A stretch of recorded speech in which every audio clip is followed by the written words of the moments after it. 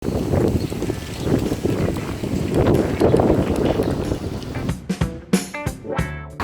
čia eini?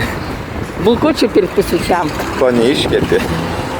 Tai jeigu norėjau, pavargiau vakar. Tai jo, tai čia tai atsidaro. Va, puikiai kepykla, jau čia daug kartų esam buvę. Atsidaro turbūt, nežinau, labai anksti. O, Ir labai daug ką galima. Va, nuo 6 ryto net. Næsten børnenes skoleferie.